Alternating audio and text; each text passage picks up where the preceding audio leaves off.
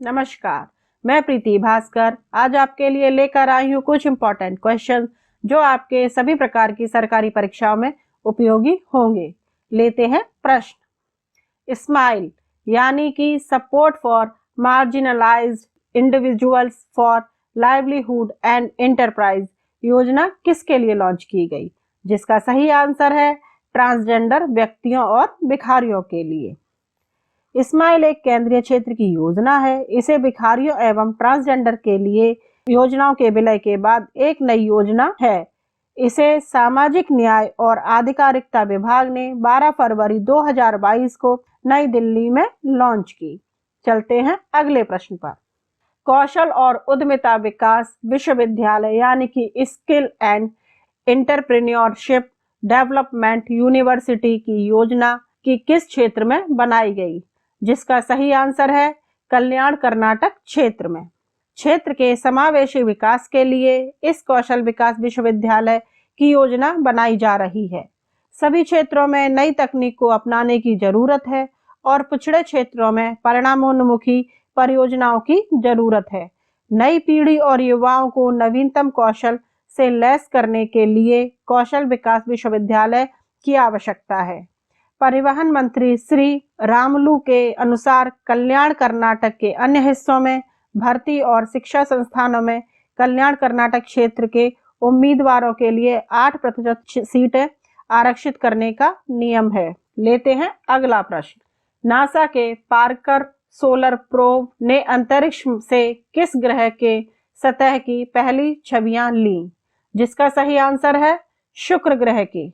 शुक्र की सतह आमतौर पर घने बादलों से ढकी हुई है, लेकिन हाल ही में 2 फ्लाईबाय ने पार्कर सोलर प्रोब ने अपने वाइड फील्ड इमेजर का उपयोग करके चित्र लिए हैं। छवियों को एक वीडियो में जोड़ा गया जो सतह से एक फीकी चमक को प्रकट करता है, जो महाद्वीपीय क्षेत्रों, पठारों और मैदानों जैसी विशेषताओं को उजागर करता है। चलते हैं अगले प्रश्न पर। प्रसिद्ध उद्यमी तथा बजाज ऑटो के पूर्व चेयरमैन राहुल बजाज का निधन कब हुआ? जिसका सही आंसर है 12 फरवरी 2022। राहुल बजाज 83 वर्ष के थे। वे निमोनिया और हृदय रोग से पीड़ित थे। 10 जून 1938 को जन्मे राहुल बजाज ने 50 वर्षों तक बजाज समूह के अध्यक्ष के रूप में कार्य किया। उन्होंने बजाज ऑटो के कारोबार को 5 दशकों में 7.5 करोड़ रुपए से 12,000 करोड़ रुपए तक पहुंचाया। उन्हें वर्ष 2001 में पद्म भूषण से सम्मानित किया गया था। वे 2006 से 2010 के बीच राज्यसभा के सदस्य भी रहे। चलते हैं अगले प्रश्न पर। हाल ही में क्वाड की मंत्री स्तरीय बैठक कब आयोजित की गई? जिसका सही आंसर है 11 फरवरी 2022 को। क्वाड भारत, जापान, अमेरिका और ऑस्ट्रेलिया के बीच एक अनौपचारिक रणनीतिक संवाद है जिसका साझा उद्देश्य मुक्त, खुला और समृद्ध है। हिंद महासागर क्षेत्र को सुनिश्चित करना और समृद्ध करना है। मंत्रियों ने इस समूह के गठन के बाद पहली बार मुंबई 2008 में 26/11 के आतंकवादी हमलों के साथ साथ 2016 में पठानकोट एयरवेज हमले के लिए न्याय की मांग की। चौथी क्वाड मंत्री स्तरीय बैठक में भारत से निर्मित होने वाले अरब से अधिक कोविड टीकों की डिलीवरी को बढ़ावा देने का संकल्प लिया। चलते हैं अगले प्रश्न पर। विश्व रेडियो दिवस कब मनाया जाता है? जिसका सही आंसर है 13 फरवरी। यूनेस्को ने 2011 में 36वीं महासभा में 13 फरवरी को विश्व रेडियो दिवस के रूप में मनाए जाने की घोषणा की। बाद में संयुक्त राष्ट्र महासभा द्वारा इसे अंतर्राष्ट्रीय दिवस घोषित किया गया। इसी दिन 1946 में संयुक्त राष्ट्र रेडियो ने पहला कॉल साइन ट्रांसमिट किया था। पहली बार विश्व रेडियो दिवस को 2012 में मनाया गया था।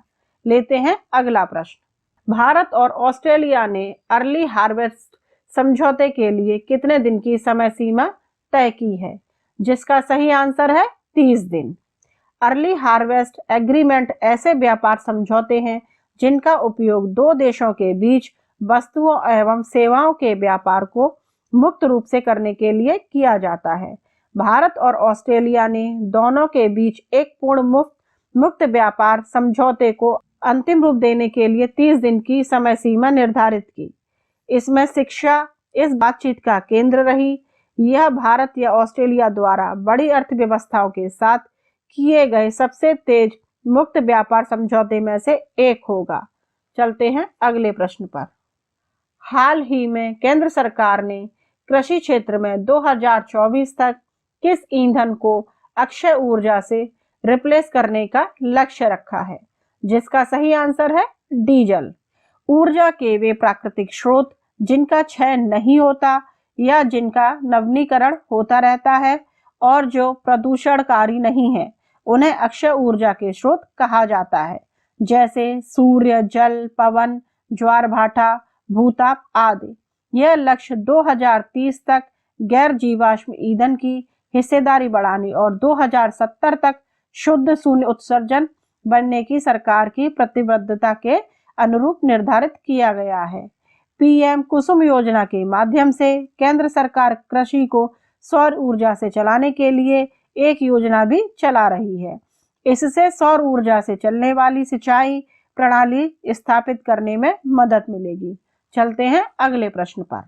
रूस और बेलारूस ने किस देश की सीमा के पास सैन्य अभ्यास शुरू किया? जिसका सही आंसर है यूक्रेन। यह सैन्य अभ्यास 10 फरवरी 2012 को 10 दिनों के अभ्यास के एक भाग के रूप में शुरू हुआ। लगभग 30,000 रूसी सैनिक और सभी बेलारूसी सशस्त्र बल इस अभ्यास में भाग ले रहे हैं। यह सेनाएं तब शामिल हुई हैं जब रूस ने यूक्रेन के साथ अपनी सीमा के साथ साथ क्रीमिया प्रायद्वीप में सेना को जमा कर दिया है। रूस की S-400 मिसाइलें रक्षा प्रणाली यूक्रेन के साथ सीमा के पास बेलारूस में सक्रिय हो गई हैं। लेते हैं अगला प्रश्न। हाल ही में ऑस्ट्रेलिया ने किस प्रजाति को लुप्तप्राय प्रजाति घोषित किया? जिसका सही आंसर है कोआला।